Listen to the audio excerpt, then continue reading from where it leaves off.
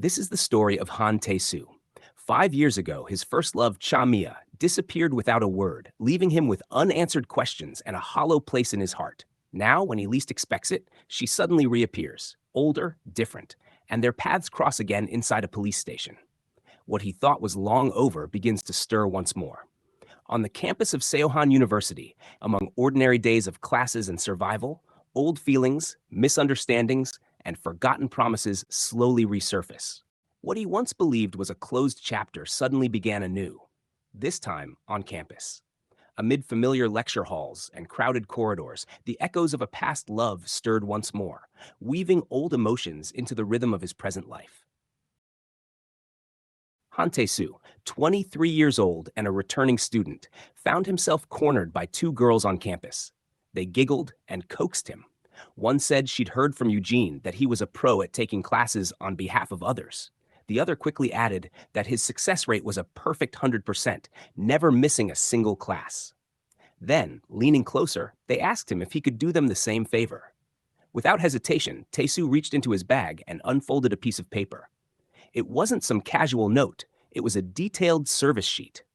Listed neatly were proxy attendance fee, proxy assignment fee, proxy exam fee, marked not available. At the bottom were his bank account details, printed as clearly as an invoice. The girls stared at it, blinking in disbelief. Their playful energy wavered as they sighed nervously. "So, you actually charge for this?" they asked, almost embarrassed. Tae-soo didn't flinch. With calm certainty, he explained that one attendance cost 10,000 won each time. For him, nothing in life was free, and he lived by that principle. Pulling out the calculator on his phone, he even negotiated the amount. Since this was their first request through a friend's introduction, he would lower the price slightly. Relieved, the girls grinned and accepted. Waving happily as they left, they called out, "Then we'll count on you, teacher." Tae-soo waved back, his lips curling into a faint smile. "Of course, customers," he replied, correcting them in his mind. They weren't his students, they were paying clients. More and more students approached him in the following days. Each one met with the same calm professionalism and his fixed rates. As he slipped into classrooms for proxy attendance, his thoughts never lingered on the lectures. Instead, numbers filled his mind. A studio apartment near the university costs 500,000 won each month. Utilities add another 100,000. Even when saving on tuition and daily expenses, survival costs at least another 500,000 won. Altogether, just existing costs 1,000,000 won every single month. For college students with no help from parents, every second and every minute is an investment in survival.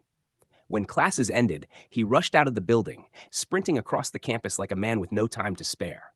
His classmates noticed and laughed. "There he goes again. Han Tae-soo vanishing right after class," one said with a grin. "Yeah, maybe he's off to see his girlfriend," another teased. "As if," the first shot back with a laugh. "He's definitely running to some part-time job. With the way he is, if you owed him 3 months' rent, he'd grab you by the collar and yell it in your face." Their jokes weren't far from the truth. Tae-soo had indeed been working part-time jobs relentlessly. From working as a gas station attendant to tutoring students, from doing deliveries to even trying his luck at the lottery. He had done it all in a desperate attempt to cover his endless expenses. Later that evening, he sat in front of his computer, and for once, his shoulders relaxed. Out of all my time, he thought, this is the moment I like most, my game time. No physical labor. Freedom to play whenever he had time. On lighter days, he could even do assignments while gaming. And the best part? Watching the screen light up with explosions brought a strange sense of comfort. Even better, his games made money. But that peace shattered when, inside the game, while he was farming loot, another player appeared, one using the name Fallen Power Angel. The player lashed out at him, claiming he had trespassed into their territory, and hurled constant verbal abuse at him. For Tae-soo, insults were not just noise, they were opportunity. He immediately reported the player, and soon compensation arrived. He pocketed 100,000 won simply for enduring the abuse. What he didn't expect was that this petty in-game conflict would pull him to the police station. Inside, a girl was already there, arguing heatedly with the officer. She threw her arms in frustration, insisting, "I didn't start it. They picked a fight with me first. Why am I the one getting chewed out? Seriously. Just then, Hantesu walked in. The officer spotted him and asked, "You're Hantesu, right?" He then pointed at the girl, saying, "This person here is the one using the ID Fallen Power Angel. Chamiya?" Time stopped. Han and Mia's eyes locked, and after a few stunned seconds, recognition hit them both like lightning. Mia's face lit up as she pointed at him in disbelief. "What? Hantesu? The real Hantesu?" Tesu mirrored her shock, his eyes widening. The officer, sensing something unusual, asked if they knew each other. Mia let out a small laugh, her lips curling into a mischievous smile. "Know each other?" she said. Then, grabbing Tesu's shoulder and pointing directly at him, she announced, "He's my ex-boyfriend. For now." Sarcasm dripped from her tone like honey laced with venom. Clearly, this girl was up to something. Tesu's mind spun. And there she was, my ex-girlfriend from 5 years ago, Cha Mia. Memories rushed back. She was the same age, same school, same class. Back then, she had been someone with almost zero presence, sitting quietly in the corner of the classroom reading books all day. She was the kind of person you could see anywhere, unremarkable and ordinary. Over time, his memories had faded. But there was one thing he remembered clearly. September 27th, during the fall of their second year in high school. The day her family suddenly vanished overnight. That was the day they broke up. He remembered the promises they had made that day, promises she abandoned without a single word of explanation. For years, he had wondered why she left. Should he ask her now? Before he could, Mia clenched her teeth, her voice laced with anger. "Seriously, this is absurd. After not seeing me for years, you go and slap me with 100,001 fine right to my face?" Taesu held back his questions. Guess now's not the time to ask. More importantly, is she really the same Chamiya I knew? At first, he thought it was just someone with the same name. But no, it really was her. Still, could someone really change this much in just a few years?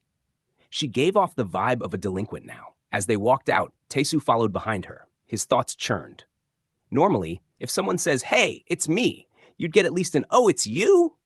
But with her, not just her looks, even her whole vibe feels unfamiliar. It's like seeing a totally different person. Annoyed by his presence, Mia turned sharply to face him. "What the? Why are you following me? What? Do you regret your actions now or something? You feel bad for raking in 100,001 for a few game insults, is that it?" She kept going, rambling endlessly. Taesu frowned inwardly. Was she always this talkative? Calmly, he told her it was simply his way home. "Oh, is that so?" She replied dismissively. Then her eyes narrowed. "I'll say it again. I might have apologized for the insults, but I'm never forgiving your poor gaming manners. I'm being real here. You're only getting off this easy because it's me you met." Her words poked at his patience. "No remorse, huh? Want to go back to the police station? I even gave you a discount from 100,000 to 10,000 because I knew you. Want me to raise it again?" He asked flatly. That jolted her. She clenched her teeth, clearly frustrated, then suddenly softened her voice, puffing her cheeks into a baby-like pout. "But Mia doesn't even have 10,001 right now. Can't you let it slide just this once?" Taesu wasn't moved. He told her acting pitiful wouldn't work. He was tight on money too, and he was still going to collect. Her teeth ground again, but at last she gave in. "Fine, let's just leave it at 10. Her voice then shifted, almost serious. "Seriously, even with a well-off family, you're as sharp with money as ever. You'll end up filthy rich." Taesu tried to steer the conversation elsewhere. "Cha Mia, how have you been all this time?" Mia looked surprised, almost caught off guard by his question. He tilted his head. "Why are you so surprised?" She grinned faintly. "It's just, you've changed a lot. You never used to care about what other people were doing."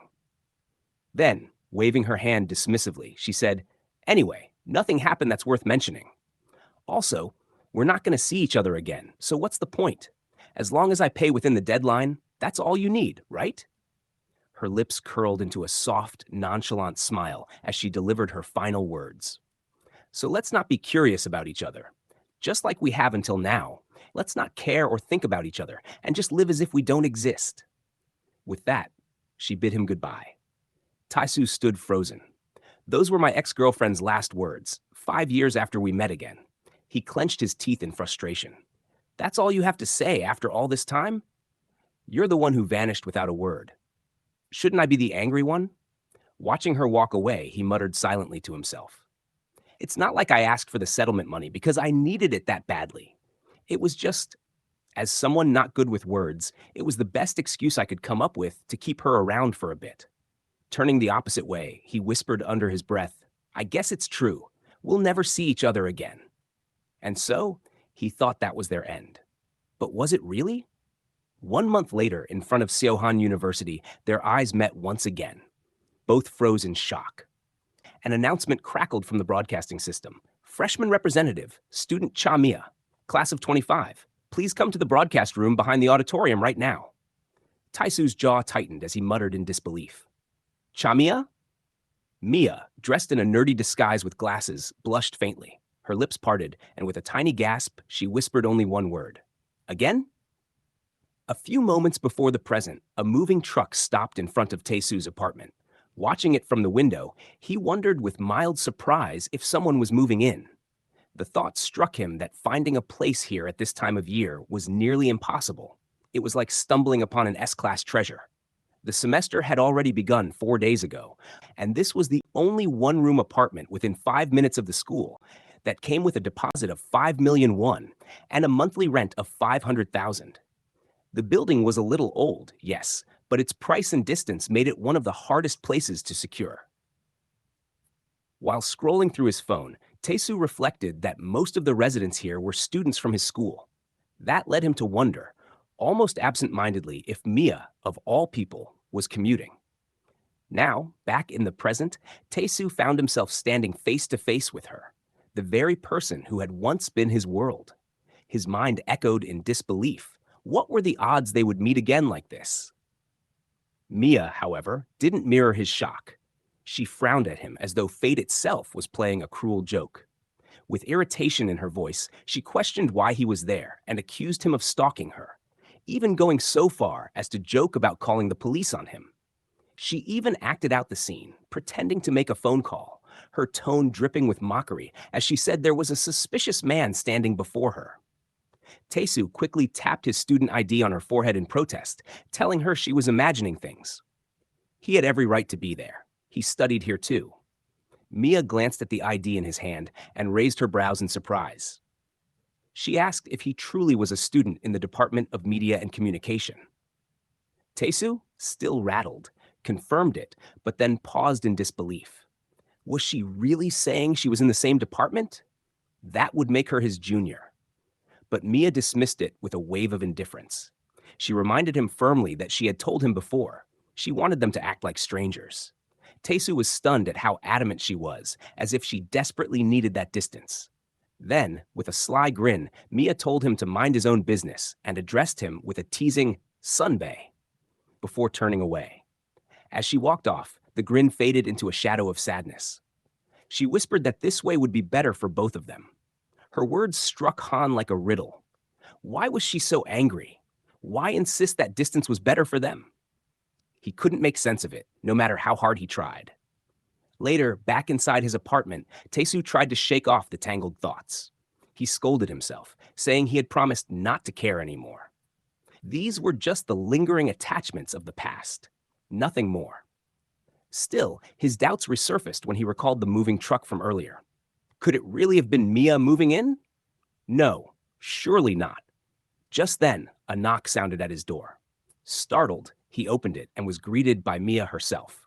Holding a cake in her hands, she introduced herself with bright enthusiasm, saying she had just moved in next door and hoped they could get along. But midway through her greeting, she realized it was him.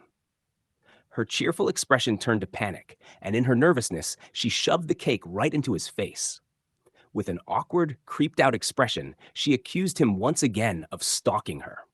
Taisu shot back that, if anything, she was the one who had shown up at his doorstep.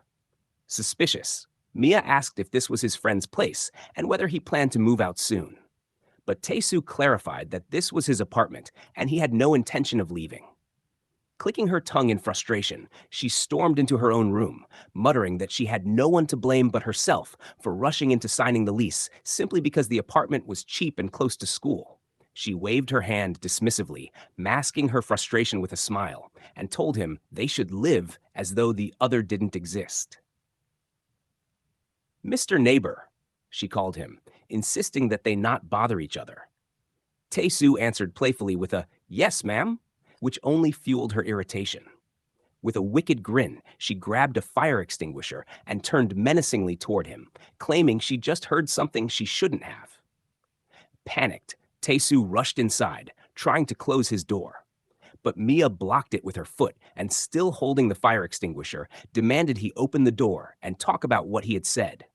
Tae-soo, sweating in fear, yelled back that she had called him Mr. first. And since they were the same age, she was just as old as him. Mia gave a fake, sharp smile that carried more anger than warmth. She warned that if he opened the door now, she'd only kill him halfway. Later, Tae-soo sat alone with remnants of the smashed cake, reflecting. His ex-girlfriend, the one he had broken up with 5 years ago, had just moved in next door. Her name was Mia.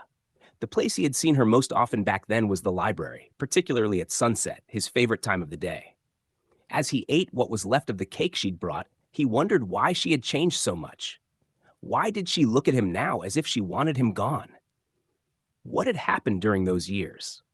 He tried to recall, but the only memory that surfaced was the promise she had broken, the one where she never showed up. The doorbell rang again, snapping him out of his thoughts. He opened the door casually, addressing her as the lady from room 302, reminding her they were supposed to act like strangers. But Mia stood there soaked through, dripping water onto the floor. She asked if he knew how to check water pipes. Shocked, Tae-soo looked past her and saw the corridor flooded. He shouted in alarm at the sight. After checking, he realized a pipe had burst from the cold and advised her to call the landlord. Mia explained in frustration that she had tried but couldn't reach them. She sighed at the irony of her first day being ruined like this, regretting not spending more on a better place. Shivering in the cold, she reminded Tae-soo of a time long ago when she had shivered the same way. He caught himself staring. Mia noticed his gaze and asked sharply why he was staring at her. Flustered, Tae-soo turned away and denied it, but she pressed, saying they had made eye contact. Then, misinterpreting his glance at her drenched hoodie, she accused him of thinking inappropriate thoughts. Blushing, Tae-soo defended himself, swearing it wasn't like that. With a soft, hesitant voice, he admitted he was simply worried about her. Her eyes widened, a faint blush coloring her cheeks at his words. Trying to brush it off, Tae-soo pulled her by the hoodie and urged her inside to dry off. She resisted, hitting him nervously with a mop, insisting she could stay in her own place. He blocked her weak attacks and reminded her it was dangerous. She yelled back not to shout at her. Finally, she stormed back into her apartment, declaring that from now on she didn't want to owe him anything. Tae-soo teased her as she retreated, warning that once the water was shut off, the boiler would stop too. She stubbornly insisted she was fine, even though her body shivered. Tae-soo offered his room as a warm refuge, at a price of 1,000 won per hour. When she frowned in confusion, he explained it would be fair. That way she wouldn't owe him. Blushing slightly, he admitted it was a reasonable deal, unless she didn't like it. But Mia, with her usual mischief, added one more condition. Later, Tae-soo stood outside his room, lost in thought. He hadn't meant more than offering her warmth until the landlord arrived. But Mia had added an extra 3,000 won so she could take a shower. It felt strangely reckless of her, especially after how defensive she'd been. More than that, he noticed a strange tightness in his chest. Not excitement, but the nagging sense that he had forgotten something important. His thoughts were interrupted by two of his friends who showed up, full of energy and carrying drinks. They joked about his room always being their hangout and asked if it had been flooded. They teased him, shocked when he offered to treat them instead of letting them in. That alone made them question if he had lost his mind, since he was known for being stingy. Relieved when they agreed, Tae-soo planned to sneak Mia out once his friends were gone. But his plan shattered when Mia stepped out of the bathroom at that very moment, announcing she was done with her shower. His friends froze in shock. Seeing her beauty, they demanded to know who she was and what her relationship with him was. Panicking, Tae-soo pulled her close and declared she was his sister, his real sister. Mia's face flushed as she cried out in disbelief, but Tae-soo hushed her, insisting she go along with it to avoid trouble. She hesitated, then played along, smiling innocently as she agreed. But just then, the sound of a sharp knock echoed. A girl appeared, leaning against the wall with eyes that cut through the room. Her voice dripped with suspicion as she asked why she had never heard about this supposed sister before. Her name was Na Hyun, 21 years old, a junior from Han's hometown. She had loved him quietly for 10 years. As she stepped closer, her expression hardened. She said that, despite knowing Tae-soo for over a decade, this was the first time she had ever heard of him having a sister. With determination in her voice, she demanded to know the truth. What exactly was Mia's relationship with him? The next morning at the university, Na Hyun was at Han Tae-soo's side, her voice sharp with disbelief as she pestered him with questions. She leaned closer, her tone insistent, almost accusatory, demanding to know if he had really made it all up yesterday. Had he seriously introduced someone as his younger sister just to cover himself? Tae-soo, looking thoroughly bothered, sighed and told her yes. But Hyun wasn't done. She pressed on, her eyes narrowing as she repeated herself over and over. Was he really saying nothing happened between them? Nothing at all? Was he truly being serious? Her constant needling caught the attention of people nearby. Whispers stirred in the background, students murmuring to one another. Some said those two were together again. Others wondered if they were actually dating. Meanwhile, Tae-soo's thoughts drifted back to yesterday, the bursting pipe incident. Thanks to the landlord showing up right after, they had managed to smooth things over. At least that much had worked out. His gaze flicked to Hyun, the girl walking at his side. She wasn't just another university junior. She was Na Hyun, his childhood friend of more than 10 years. The youngest of 4 siblings in a big taekwondo family, 3 brothers and 1 daughter. Hyun might have been small in size, but she had been born with a fighter's instinct. She had the kind of talent you couldn't ignore. Back in 6th grade, she had become a local legend, her stories spreading far and wide until everyone in their neighborhood knew her name. They even gave her a title, the Crazy Chihuahua of Gwangjangdong. As they walked together toward their department, Hyun's tone suddenly shifted, nervous now. She hesitated before speaking, her words laced with curiosity. That girl, wasn't she definitely Mia Unni? But she had changed so much, hadn't she? Her build, her aura, the adult vibe she carried now, it was almost unrecognizable. Tae-soo replied offhandedly, saying perhaps she had just matured. After all, she was still growing back then. Of course, he knew Hyun remembered the old Mia as well, but Hyun wasn't convinced. She admitted that Mia sounded and looked similar, yet something about her felt different, like looking at another person entirely. Her voice grew quieter, her face tinged with worry. She wondered aloud why Mia had disappeared without a word and only returned now when Tae-soo had gone through so much because of her absence. Just as they reached the department entrance, another voice cut in. Who disappeared without saying anything? It was Song Hee-soo, 24 years old, student of public administration, president of the student council, and Tae-soo's respected sunbae. She greeted them warmly, wishing them good morning. A little while later, she thanked both Hyun and Tae-soo for helping out so early, even though neither of them was in the council. They were short on hands preparing for the department MT tomorrow, and their assistance mattered. Hyun puffed out her chest, replying smugly that it was fine. She was confident when it came to physical work. Hee-soo then turned her attention to Tae-soo, asking gently if he was really okay. Wasn't he busy with all his part-time jobs? Tae-soo's face lit up with unguarded happiness. He told her it was no problem. He had quit all his overlapping jobs today just to make room in his schedule. Her eyebrows lifted in surprise. He had gone that far? Was he sure he would be okay? With a laugh, Tae-soo flexed his arm like a child showing off, joking that she didn't have to worry. He had even gotten some nice extra income recently. All she had to do was tell him what to do. Hee-soo laughed with him, relieved, and told him it was good to hear. But Hyun, standing at the side, pouted. Inside, frustration swirled. He's only like this in front of Hee-soo sunbae. Just how much more is he hiding? And Tae-soo, for his part, admitted to himself that Song Hee-soo was the one he liked right now. Of course, no one knew. It was his secret. While they worked together, his classmates teased him relentlessly. They asked why he had even ditched his part-time jobs just to help out. Didn't he always say he never did unpaid work? Taesu kept his expression still, hiding his true feelings. These two friends of his had no idea about his interest in Hisu, and he intended to keep it that way. One of them grinned knowingly, nudging him. They were sure it was because of a girl. Taesu dismissed the idea, but his face betrayed him, a faint blush creeping in. The teasing didn't stop. His friends joked that this year's freshmen were supposed to be amazing, their looks, their backgrounds, everything.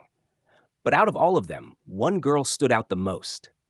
Another chimed in that she was the most impressive, a future wife kind of girl. They even hinted at yesterday when he had been with Hyun. But before the words could land, Hyun yanked them back, annoyed, still forcing a smile. She told them to get back to work already. When they finished, Hisu gathered everyone together and thanked them sincerely. If they were in the student council, they were to meet at the front gate by 7 a.m. tomorrow.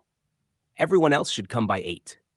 As Hisu bid them goodbye, Taesu's eyes lingered on her, his cheeks tinged with color. Hyun noticed her own face clouding with quiet sadness. When she and Taesu were about to leave, Hisu called out to them again. She teased them with a playful gesture, thanking them warmly for their help. After the MT was over, she promised drinks on her, warning them not to skip out. Taesu replied with exaggerated loyalty, saying that even if he got into a car accident, he would come running. Hisu chuckled and sighed, telling him not to take it that far. Later that day, Taesu arrived back at his apartment. Standing at the door, he thought to himself that with Mia suddenly back, he would be lying if he said he wasn't shaken. Still, Hisu's sunbae was wonderful. Even if Mia had returned, he reminded himself, it was Hisu who mattered to him now. Just then, Mia appeared. She was carrying an absurd number of snacks in her arms, and Taesu couldn't stop himself from gasping. He asked, incredulous, if she planned to eat all of that herself. Didn't she know she'd get fat? Her face flushed, but she still shouted back defiantly that it was none of his business. She could eat whatever she wanted. Then, with a smug little twist to her voice, she added that it wasn't all for her anyway. Since they were taking a bus to MT tomorrow, she had planned to share. Taesu sighed, unimpressed. He told her she was being childish. The snacks had already been bought with club funds for the bus ride. Mia froze, her face a picture of disbelief. She stammered as she processed his words. Wait, he was going to MT too? Really? He confirmed it casually. Her face shifted instantly, and she demanded that he not go. She didn't want him ruining her MT. He was a sunbae. He must have gone plenty of times already. Couldn't he just skip this one? It was her first MT as a freshman, and she wanted it to be special. Taesu's patience snapped. Stepping closer, his voice rose with frustration. He asked her directly what exactly it was about him that annoyed her so much. What had he done that was so wrong? Wasn't she the one who had done something wrong? Gesturing toward her with his hand, he begged her at least to tell him why she was angry. But Mia slapped his hand away, her glare sharp and cold. She admitted bitterly that he was right. She was the one at fault. And then, her words sliced through him as she said not to act like he knew her. She turned away, storming into her room.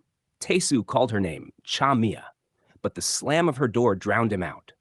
He stood alone in the silent corridor, his heart heavy with confusion and anger. Why did every meeting with her turn out like this? What was he doing wrong? The next day at the MT, Hisu greeted both Taesu and Mia. But a problem had come up. So many people had joined last minute that there wasn't enough room on the bus. Smiling apologetically, she explained that the two of them would have to come separately with her by car. Both Taesu and Mia froze, their eyes widening in perfect unison. After a long pause, they turned to each other, and at the same time let out a loud, drawn-out cry of disbelief. The bus to the MT was alive with noise, students chatting, gossiping, laughing, and gazing at the scenery rushing past outside. But amidst all the chatter, Hyun seemed distracted. Her eyes kept scanning the bus interior as though searching for someone. Noticing her restlessness, her friend beside her leaned closer and asked what was going on. Hyun hesitated, then said it was nothing, though there was hesitation in her voice. Her friend smiled knowingly, teasing her, suggesting that perhaps she was uneasy because she couldn't see her husband, Taesu Sunbae. Hyun instantly turned red and flustered. She denied it vehemently, telling her friend that Taesu Oppa and she were just acquaintances. nothing more. Her friend smirked, clearly entertained by her reaction, and teased further that Hyun was just calling him Oppa because they'd known each other for a long time. She pressed, suggesting that this was more than a simple relationship. Then she dropped another detail. Taesu had not taken the bus. They'd gone with Senior Hisu's car instead. And there was another passenger, a freshman named Mia. At that, Hyun's face froze. A nervous, worried expression crept onto her face, and she swallowed hard. In the parking lot, Taesu, Mia, and Hisu were already settled in Hisu's car. Hisu, sitting in the driver's seat, glanced back at them and asked warmly if they were ready to go, checking that they hadn't forgotten anything. Mia replied simply that she was fine.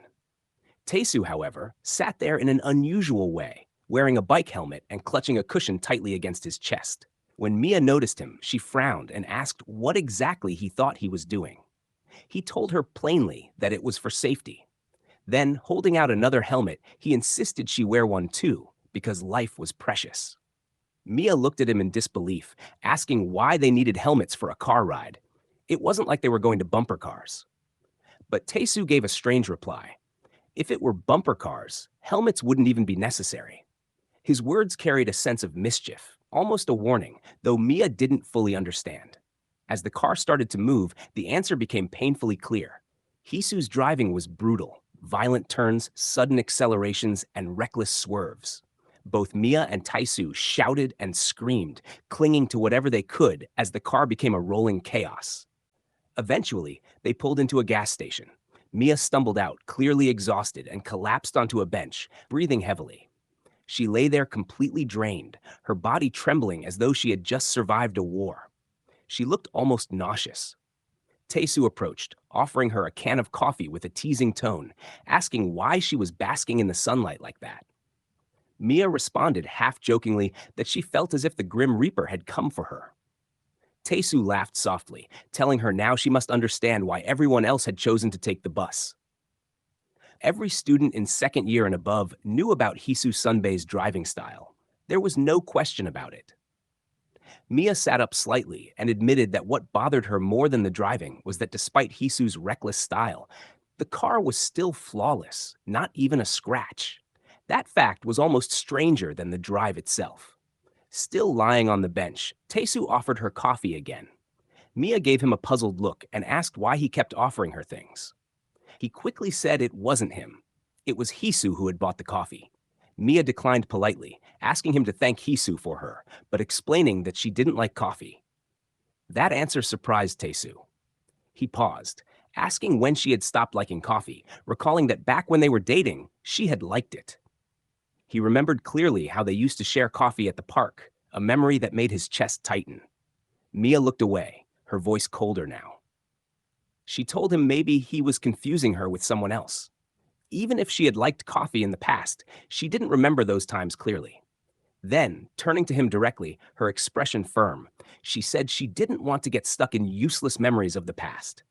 She asked him to treat her like a stranger, to treat her as an ordinary junior. Nothing more. The past had been hard for her, and seeing him brought back too much pain. Even though fate had placed them in the same school, the same department, and even made them neighbors, she wanted no emotional ties, no pretense. For her part, she apologized for anything harsh she had said so far. For Taesu, it was a rejection. Clear, polite, final. The Mia he had once known was gone. Lying back on the bench, Taesu thought about her words. If she truly wanted him to treat her like a stranger, why had she admitted she remembered him before? Why not just act like they had never met? But before he could dwell on it further, Hisu came up beside him with a smile. She asked what he was doing. He said casually that he was cloud watching. His thoughts lingered. Maybe Mia was right. They said even mountains change in 10 years. 5 years was enough to change a person. The time they had spent together and the years apart were not so different. Meanwhile, Hisu, still on her phone, smiled softly at him. A faint blush appeared on her cheeks as she asked if something was wrong. Taesu's mind answered without speaking. His heart was set on confessing to Hisu before she graduated. Even with Mia's return, his resolve was unshaken. Blushing slightly, Taesu looked away and told her that she had chosen a beautiful place for this MT. Hisu's face lit up with joy, explaining that she and Subin had put a lot of thought into it. It was their last trip before graduation, and they wanted it to be unforgettable. As they walked, Hisu asked where the freshmen had gone. Taesu explained that Mia said she would walk around and then rejoin them. When they returned to the car, Mia was there, this time fully decked out in hockey gear, helmet and all, ready for whatever lay ahead.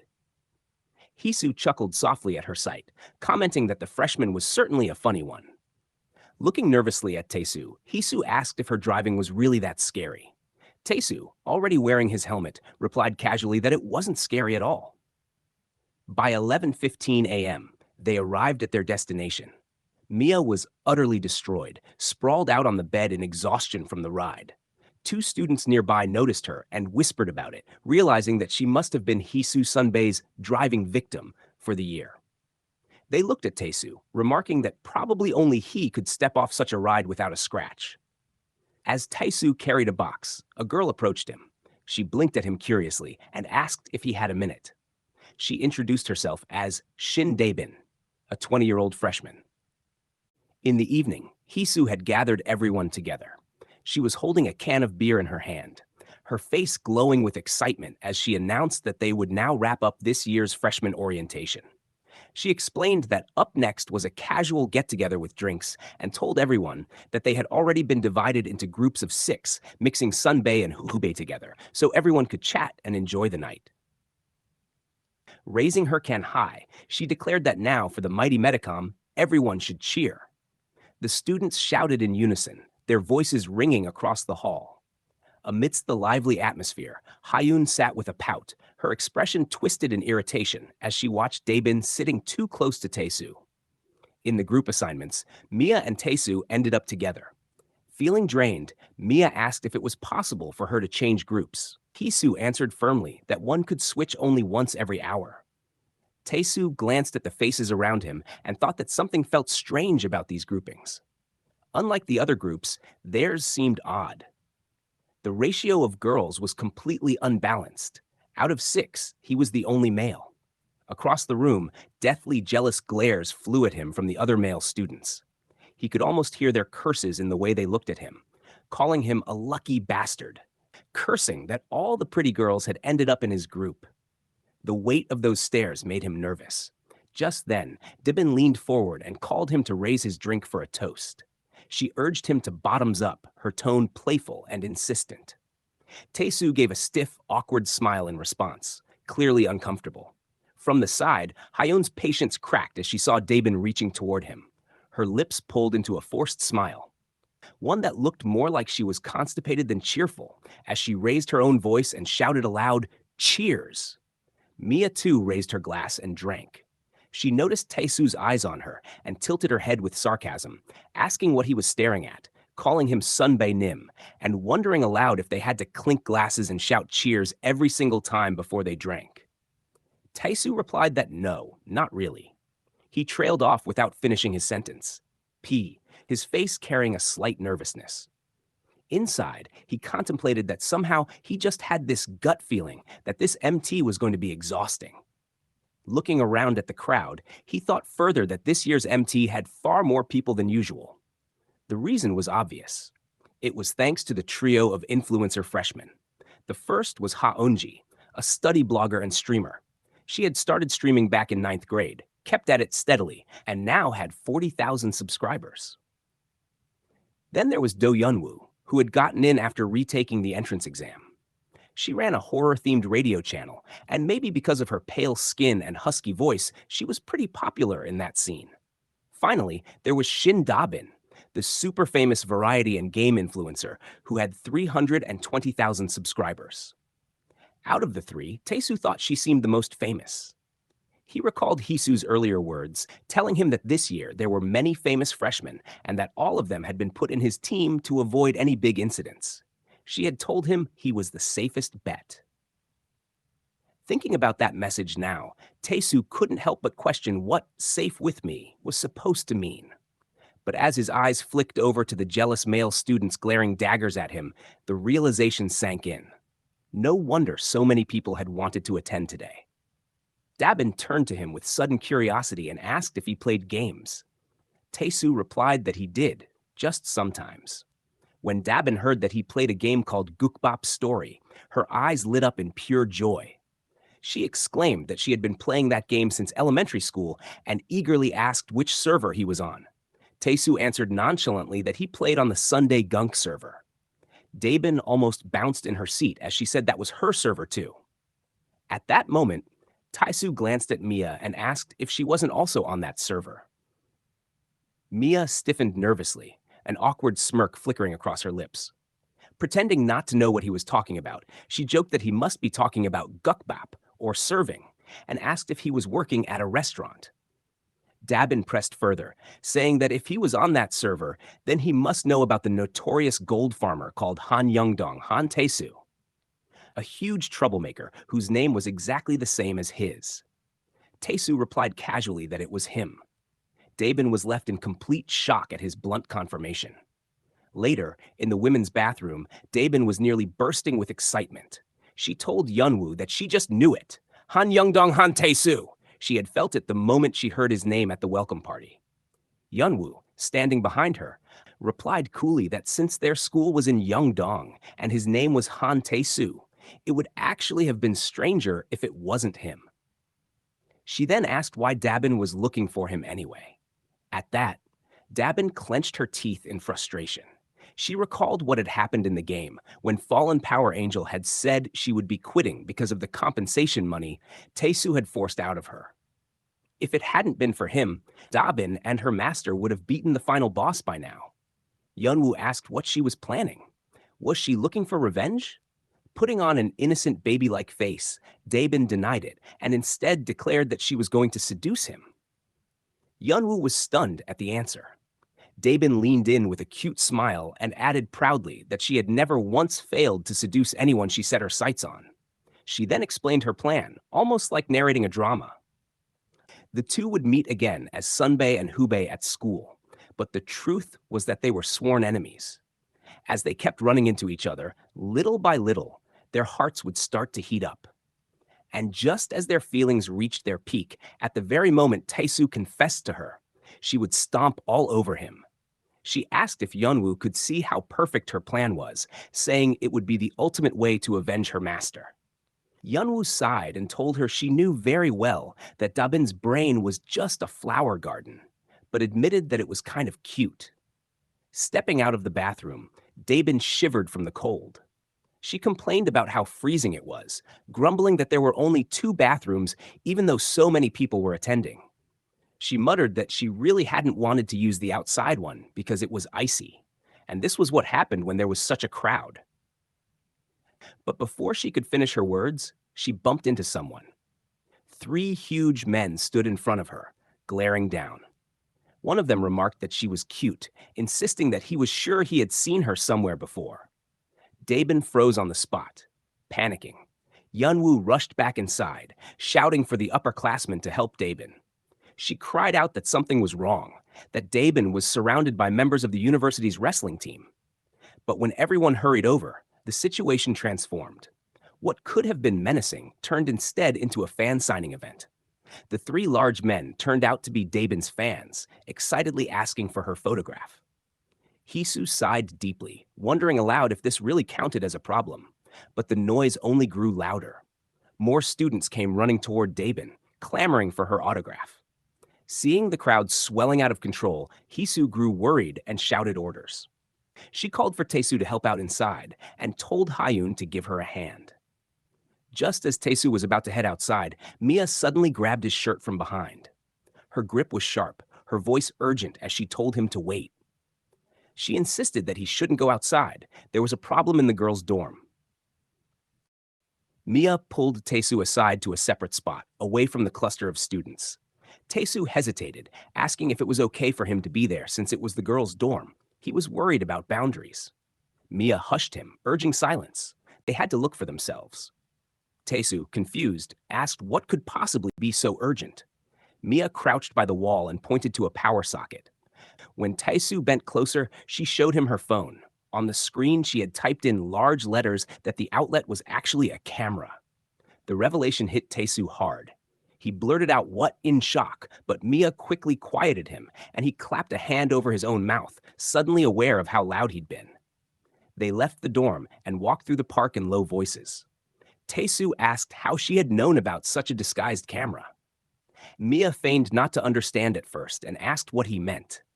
Taesu clarified that he meant the outlet-type camera. That type of device would be almost impossible to notice at a glance. Mia admitted, slightly flustered, that she had seen something like it before. Then, she pushed the confession aside, saying that wasn't what mattered right now. Moving closer, she switched into detective mode. The important questions were when it had been installed, who had put it there, where exactly, what the purpose was, and how it had been done. That earnest, curious side of her tugged at Taesu's memory. He was thrown back to their dating days, to the library where she used to beam with curiosity and always add, most importantly, her catchphrase. But why, though?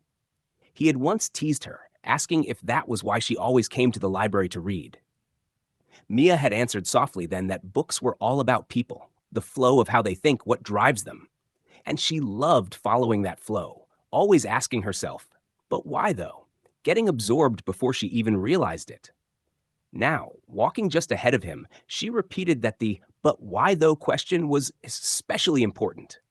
Taesu thought to himself that the phrase was still very much her, even when he told her it didn't flow well. She kept using it because it rolled off her tongue. Mia blushed under his gaze and asked why he was looking at her like that. Taesu gathered himself and pointed out that her formal, polite speech sounded odd, especially since she had been so harsh at the rest stop earlier. That remark made Mia blush harder. She forced an awkward grin, apologized, and explained she felt like an outsider and had no one else to turn to. She reached out to give him a fist bump, telling him to speak casually if he wanted. Then she asked for help, pointing out that he'd always been oddly sharp about these kinds of things, like when the class game console went missing and everyone else had given up, but he hadn't. It was embarrassing to ask a favor when they barely spoke, she admitted, but she had no one else to ask. Their fists met, and Taesu asked if she would still pretend they were strangers. Mia answered seriously that she was earnestly asking for his help. Seeing her then, Taesu smiled slightly and felt that this Mia, in that moment, was the Mia he had always known. They stopped at a vending machine to get drinks. Taesu asked if the camera could have been installed by the dorm providers. Mia, taking a drink, said she didn't think so. She had checked the other girls' rooms, and only theirs had that device. Thinking aloud, Taesu added that he didn't think any of the guys could have done it either, since their sunbae, the student council president, had arranged a watch so no guys could enter the girls' dorm. That left only one implication. Mia picked up his deduction.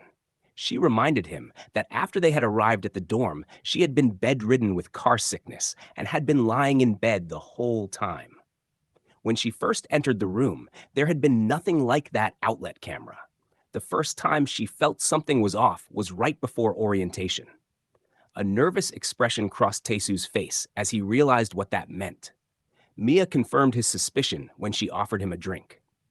Whoever installed it had to be one of the 3 girls who shared her room. Do Yeonwoo, Shin Dabin, or Ha Eunji, or someone close to them. Thinking it through, Taesu realized that if Mia was telling the truth, it meant the installation had been an inside job. Someone in their department was acting with malice. Mia asked him not to tell anyone else yet.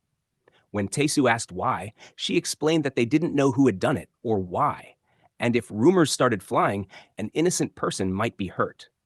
Taesu countered that they should at least tell Hisu Sunbae. He trusted her, and she was the student council president, after all, his voice reddening slightly as he said it. Before he finished, Mia lunged at him with a teasing question, asking if Hisu was the one he had a crush on. Taesu flushed and tried to deflect, stammering that he didn't know what she meant. Mia gave him a doubtful look, convinced he was pretending not to know. At that moment, Hyun stumbled out of the bushes, loudly demanding what they were pretending. She was drunk, muffling a giggle as she claimed she had found them sneaking off. Taesu, embarrassed, asked if she was drunk and where the wrestling club guys had gone. Hyun replied carelessly that they had been getting on her nerves, so she had thrown them all away. Hyun then pouted and glared at Mia. Mia greeted her awkwardly, thinking how strange things had been since their encounter in the hallway. Hyun drew closer, angry, and demanded to know what Mia really wanted, reminding her that she had once said coming to the same school as Tasu was a coincidence, that moving next door was a coincidence, and that they shouldn't act like they knew each other anymore. Yet here she was, calling him out secretly in the middle of the night. Mia and Tasu whispered between themselves, Mia asking why Hyun was behaving this way, and Tasu suggesting maybe someone had slipped her alcohol because she clearly couldn't handle drinking.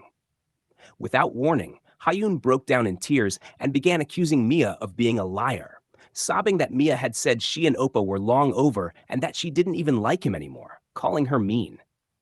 After that scene, Taesu escorted the drunken Hyun back to her room. The first night of the MT faded into that awkward, tense close. Following Mia's suggestion, they agreed to keep the camera discovery secret for the time being, telling only Hisu Sunbae, and to take action in the morning. With that plan, they ended their discussion for the night. But the next morning, everything erupted. There was a commotion outside that dragged Taesu out of half sleep. When he stepped outside to see what was happening, Ha Eunji was shouting and pointing directly at Mia. She insisted she had seen it. Mia was the one, right there. She claimed she had watched Mia trying to spy on their room by installing a camera. Mia herself stood stunned, unable to believe the accusation.